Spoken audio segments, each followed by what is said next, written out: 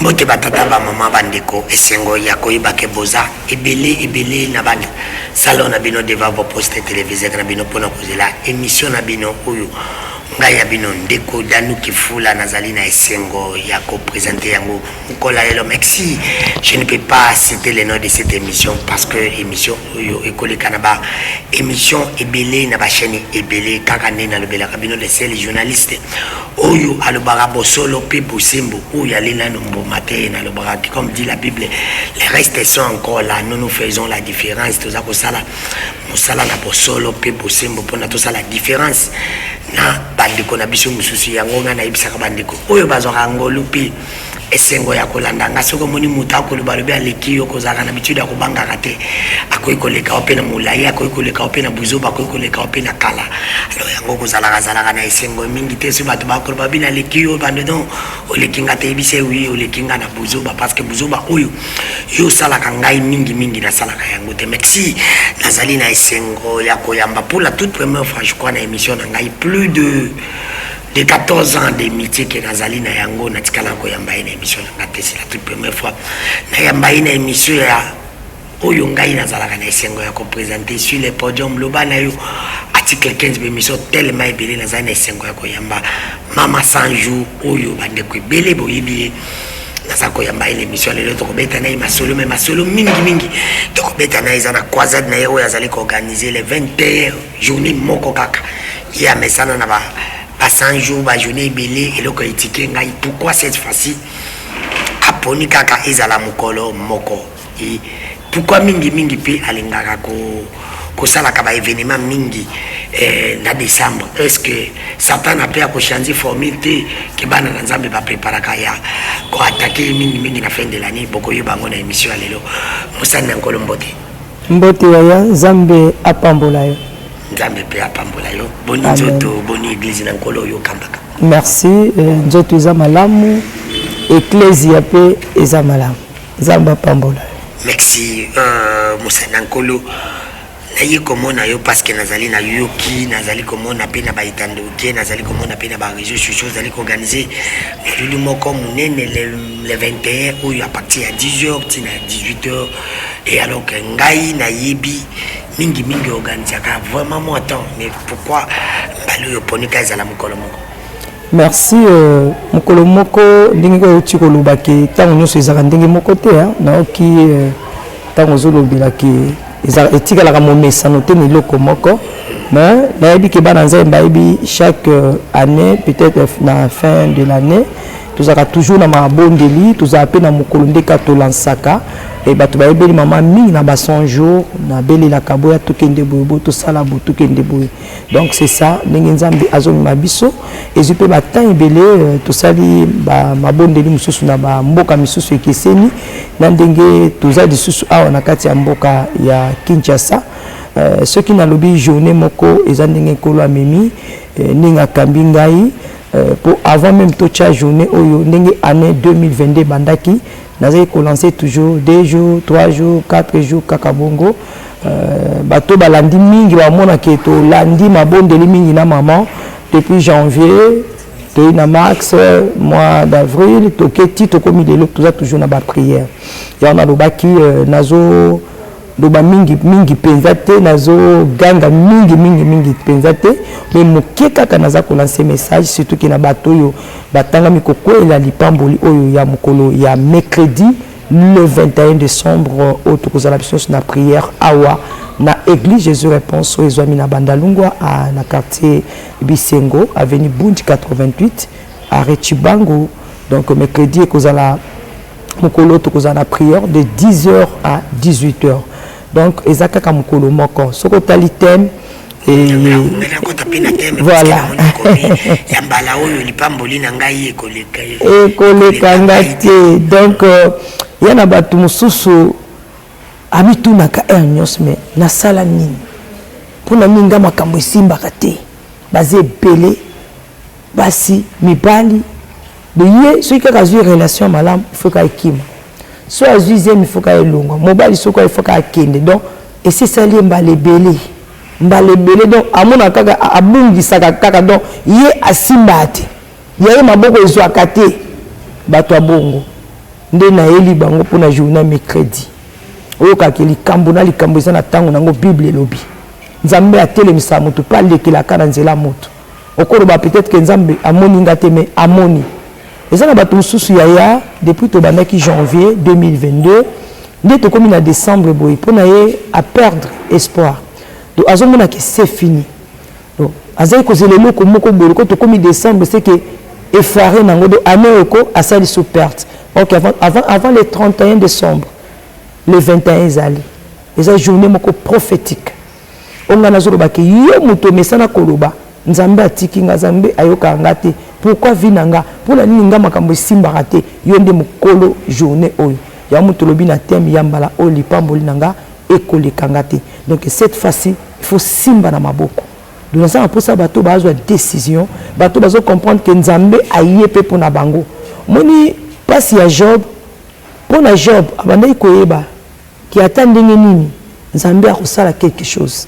mais mpona bato bamonaki que c'est fini niveau oyo Job akomaki na place ti nzoto ebandi kopola donc bato bazali suna elike moko te ke ezala ntongo moko boye to butu moko ke vie ya Job ekozala restauré peut-être na mwasi na bandeko na baninga banda ozela kufa po nyonso ya ye esekendaki mais eloko ya makasi ya kokamwa esika Job akufa na pasi Job ayi kozwa restauration nzambe restaurer Job apesi biloko mibale mbala moko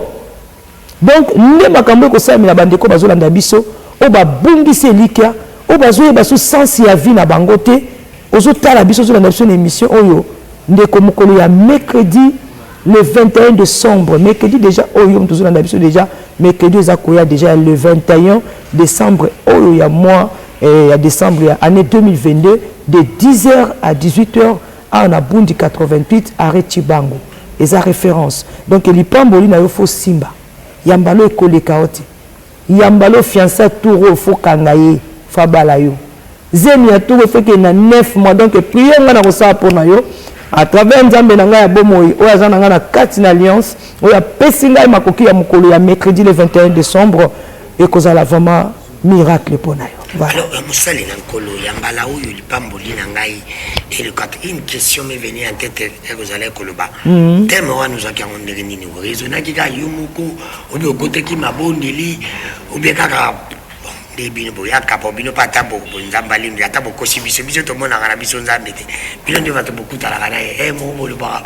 dans la Tiakara, et pas ban Nzambe, les Karaponga, la Sinalobi, ou bien pour mon côté qui n'a pas bon délit, Nzambale, qui suit à Poyo Pessibiso. Merci,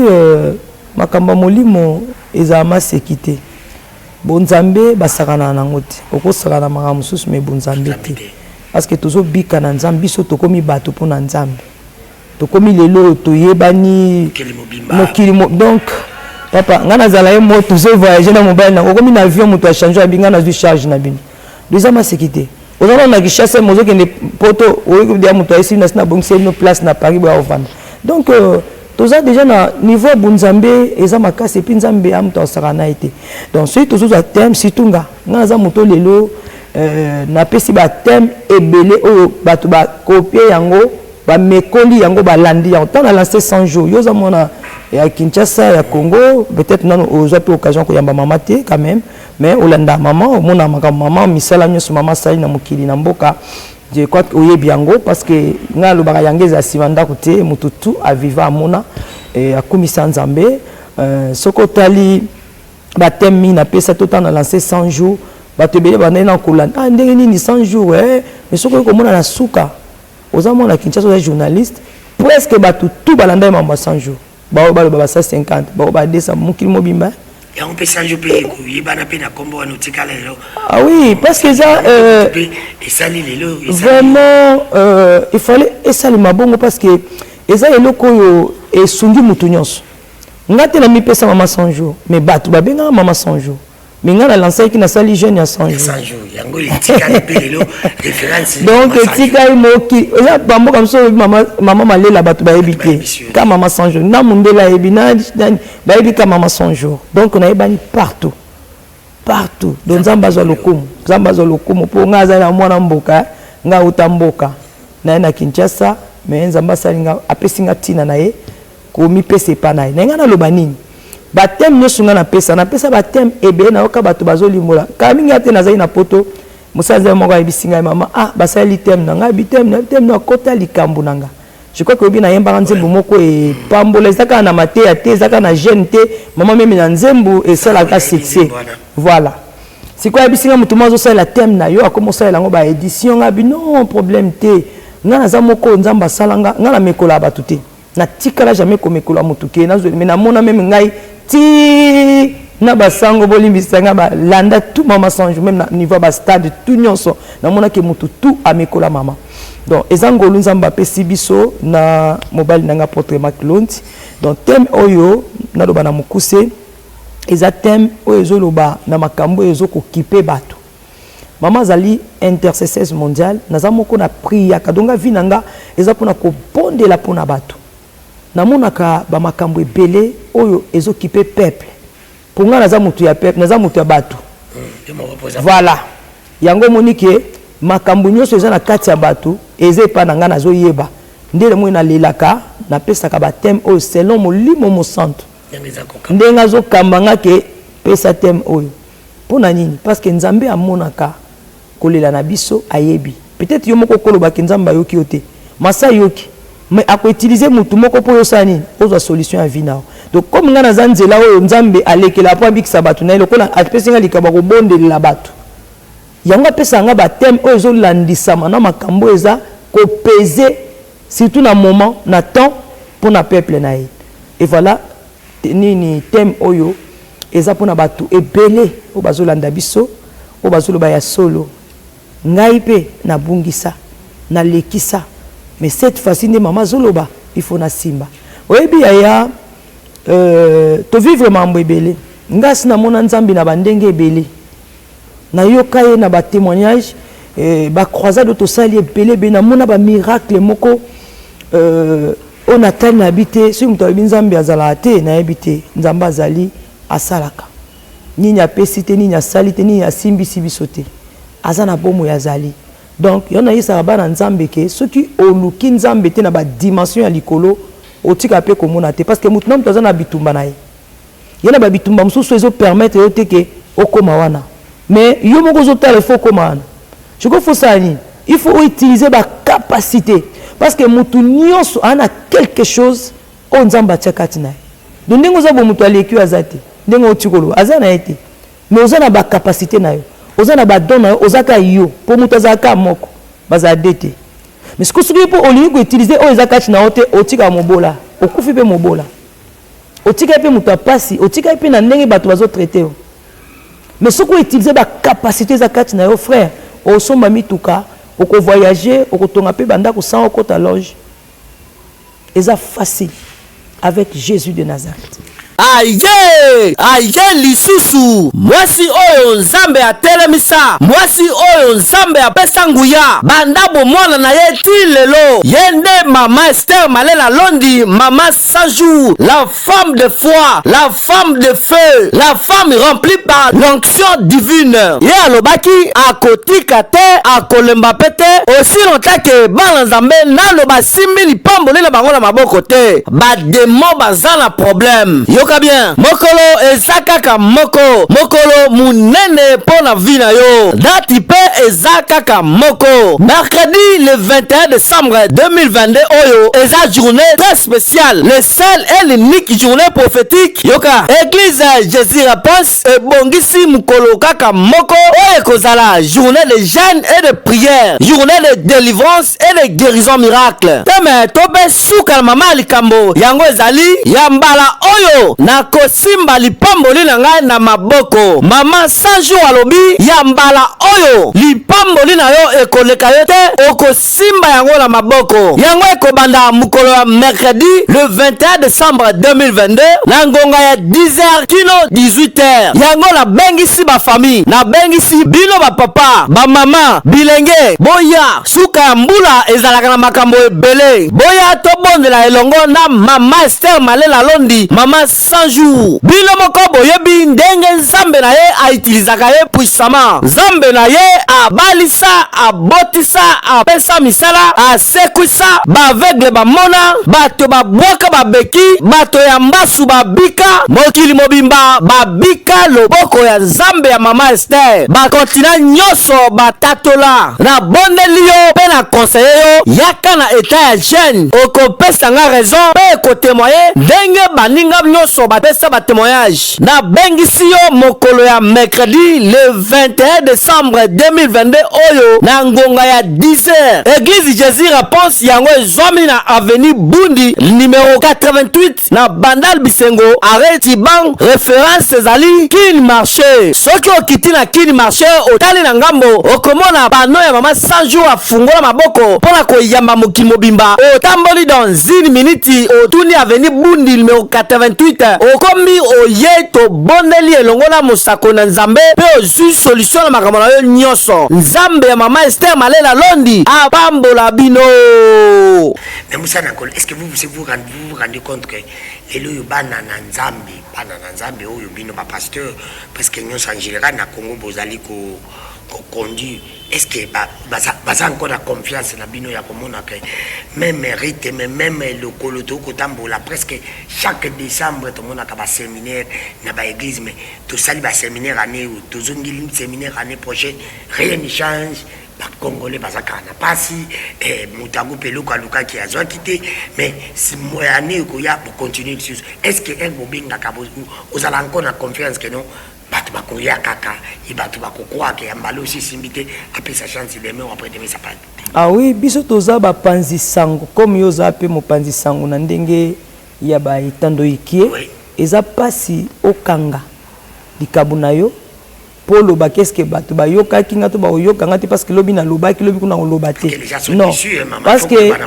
yo eza musala zo sala comme eza musala il faut continuer ko sala quel que soit donc biso pesa évangile il faut to continuer côté à sango malam ata non ou bien oui mais na kati ya makambo ya Seigneur Jésus-Christ lokolanga nazaka mingi sur nanga moko epi nalandaka oyo nzamba salanga pona bato eza toza batu toza basali ya nzambe c'est vrai ya mabe ezali ya malamu ezali mais ndenge batu balanda biso bayebi nga naza na ba témoignage ebele même batu bazola ngai siko témoignage ezateka église nga naza mokili mobimba parce que ba message na lansaka omona mutu azobika même amoni ngati même na internet batu muso mona ka photo mama bondeli amoni miracle donc eza na ndenge ebele oyo ke nzambe azosala donc tango nyonso tobenga batu eza na bato nzamba bikisaka eza na bato nzamba salelaka ya mibale tika na yebisa parce que loko boloba ngo mingi Congo ezo changer te non Congo oyo ce qui prière ezaki tembele na biso tozati mais soki tozaka boye to kozalaka même na est bozo kata mutu moko azami bale baza nzamba azali elobi te parce que bakati mutu mutu elobi te po mutu mo alali nzala elobi te ke po non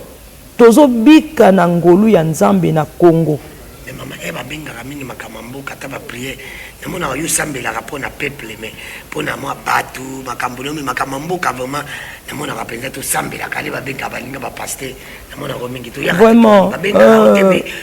non bako ngana za moto yo oza yo moko kwa ya kampo za spécial ko le kababa non eza bongo te je crois que na ngosa makambo surtout na mboka na ngosa te ki namona na kina prier pona mboka mais naza na mboka puis na bondela pona mboka nanga na bondela pona mikonzi ya mboka o bayebi o bayebi ki naza pona mboka baza mais mokonzi amba permettre que na loba boy na ye pona bondela pona mboka ekosalima nango mais chaque jour na prière pona mboka chaque jour nazo soutenir tuna mama sanjuye makabamboka le bali kamona ye mokati programme na yime ba benga ba non baluka ba pasteur basangana non ngana zalaka nyonso pona mboka naza intercesseuse tant nazo prier pona bana mboka nazo prier pona mboka tant nazo prier pona mokili na prier pe pona mboka nanga moko mama zali mobondeli ya bikolo mpe ya mabota donc na prier pona mokili mobimba et puis na bosa na te ko prier pona mboka nanga ville na ngai mikonzi ya mboka nanga mapinga ya mboka nanga donc nga za mwana soda na travail ka mingi na prier pona ba soda nazolandela mambo eza na est nazobonde nazolande nazoloba nazoprier donc ezate kaka sifuna ke mona na lisanga mo bokoche milongo te est-ce bato ba cha milongo basambela pona mboka so ah c'est ça problème c'est ça yo tuni ngapi nazongi selio ngabite non ngana répondre dans sens que et le but que bato ba cha milongo ba kotambola balati banini bazoloba mboka est-ce que bazoprier pona mboka et voilà ngai na sambela pona mboka nanga ezate po boye bakina sambela pona mboka funa bima na bana défiler ne boye bakina sambela pona mboka non na sambela pona mboka parce que za mboka nanga et na pondelaka pona mikonzi ya mboka pe mapinga mboka nanga po baza mukonzi ya mboka baza mapinga ya mboka nanga. Merci mama Sanjou mama Lone bazo abi na sambela pona mboka po za mboka na yalo meme mama tozonga na mamukena mama na likambo le 21 mais le 21 oyo ndiko aza déçu aza na ndako aza koloba lobike nakokende na nga pete na oya kaka na 31 na vie na okende te na sambeli pe mingi ni nango mbale koya ese mama ngo pa benga problème na nga ezalaka résolu te est-ce que cette fois-ci nakokende nga te est-ce que foi na yo ndeko bikisa moto wana be foi na d'abord ya moto ye moko là où il est amekana kokwa pour que le 21 akuta na guérison c'est ça aussi le grand problème. Ce mercredi le 21 décembre, le 21. Le 21 décembre, le 21 ne ratez pas. Mercredi le 21 décembre, le 21 décembre, moi Nzambe no so landanga yaka na veni Bundi 88. Yaka to bonde le longo Nzamba malela londi ya turo lipambo na yo eko ratete. Son jour eye lisusu ndeko nazo benga yo oza na hôpital okomi désespéré oza na ba problème ozo lekela yo bien aimé dans le Seigneur yo ozu diplôme d'état autant université français bagage na mutu mais ozo zo musalate au côté si ba dossier voici l'occasion à ne pas rater ce mercredi le 21 décembre à Bundi 88 Bandal Chibango yo oza maladie o si la raté ba lien familial banda okola na ndako na bino papa na bino boti yo wana yo poko mikobota wana bien mais tika na yebisa pa yanza malela erata raté. Nous avons un événement très important. Voilà pourquoi je fais appel à tout le jeune. Je fais appel à tout le papa. Donc, bandeko nyonso o bofai na ndako de partout bozali de Kinshasa. Partout to invité bino. Tokola ngana bika na boyi bino bata maladi botikala ka ndenge bozali bao bazobela bata bambasu o bazala ba maladie incurable bao babotaka te o babalaka te bao nyonso bana maladi moko elekeli bango elekela na Nzambe te o elekeli bino elekeli na Nzambe sanjo te boya le 21 décembre na Bundi 88 à face ka ya kin marché boya mama zawana azobondela pona biso nyonso po lobiko ezali nyonso ya malamu ezali en tout cas bo rater occasion te le 21 décembre comment on peut me serrer la vie na yo makambe simbaka te makambe ezobonga te libala ezozwa te kobota pasi makambe tu difficulté mais mokolo wana solution ezaka na Nzambe mayela londi mama 100 jours Nzambe wana mokolo wana ope solution la o tu yo bungisa boya ndeko ngai bino ba papa bino ba mama bino bilenge bana mikie boya bo kongola ba de famille boya ko palper délivrance na bino boya ko mona makamono bo mona te po boyebi ko kite ya mama 100 jours na mokolo wana ezalaka somo o bino o bokeda boyebi alors bo ben sababu subo o ba mona makamona te baya mokolo wana na Bundi 88 baya ko mona bonzambe ya mama 100 jours maman olela asala kabikamu wana ye o bino o boyebi alors to bingsi mo corona boya mercredi boya na Bundi 88 arrêt Chibango à face ka ya kin marché bo mona toza wana tozobondela en tout cas bo rater occasion oti porte fongwami ba pesa misala mabala mabota panzamba malela lo nzamba malela londi asila raté mercredi à partir déjà ba 10h on bandi déjà ko bendana oye nzamba na biso aza tellement bikama nzamba asila raté mokilezo sila tozo mona makama minene za mais nzamba na biso asila raté bien na bengi jour moko kaka le 21 oyo mercredi na 10h yaka omona bikama yo po témoigner ngana na témoignage belé so na biso ma sœur oya revivre ya mokolo ya mercredi le 21 décembre 2022 de 10h à 18h donc kozanga te awa na Bundi 88 tika na biso eloko mosusu bipai biso to suki Nzambe abandi ko sala na yebi ke Nzambe nanga kotaka makambo abato oyo elekeli yo moto elekeli nzambe te kokanisa te na oyo balobaki oyo basalaki kodécourage te parce que lobi esimbaki te meka lisusu yaka moningami nayebi ke okopesanga raison et okozala témoignage na 2023 message oyo molimo mosantu apesa yo makasi alendisa motema na yo parce que eza mokolo na yo oya kozwa part oyo nzambe na Israël asi abombelaki yo mercredi le 21 décembre de 10h à 18h dans un Bundi 88 na bandal bisengo arrêt Chibangu en face ya Kin marché déjà soko komi na arrêt Chibangu et ba ina mutu nyonso en face ya Kin marché ko mona pano mama na ngambo natandika maboka ndi na zela abino kozanga te yaka dans un Bundi 88 arrêt Chibangu en face ya Kin marché na lingi pe bandeko yo bolandaka internet bokoki pe ko s'abonner na page na biso ya Facebook ezali na kombo ya Jésus Réponse officielle chaîne Nabiso ya YouTube eza Jésus Réponse TV numéro nanga ya WhatsApp o bokoki ko komelanga to ko tindelanga ba message ezali 0422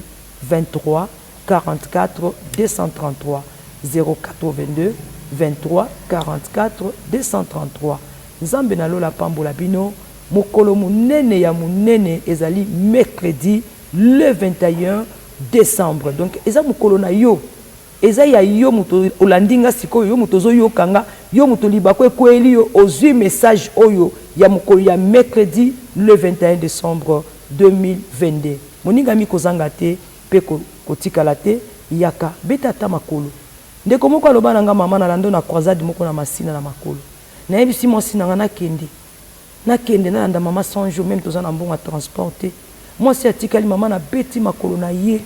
mama sambelo pambolinga na zongi na komi mutu ambongo ebele lelo bato bazolobaki na simbikisi na esi bango soki boyebaki eza mama 100 jours nzambe na ye apambolanga na foule soki yo poko telema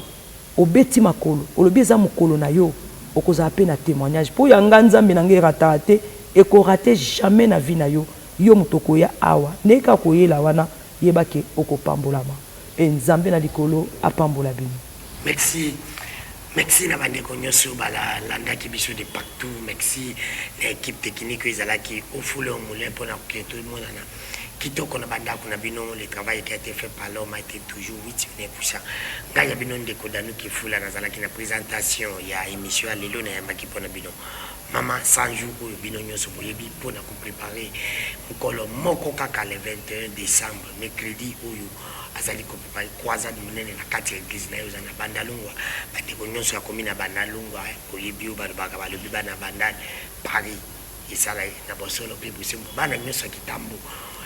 bana kitambo mabele meme bozaka pemeni okati kardinal alobaka na lobi zali kambola satan nzamba kokotela oko zali kambola nzambe te si tu veux venir viens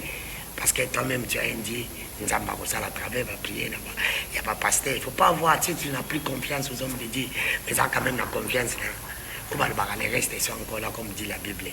Nzambe akotombola biso parce que beaucoup ceux qui Nzambe te tous insulter ngana bino to kabani to kutani lobby ça peut être demain je vais te recevoir bye à la prochaine.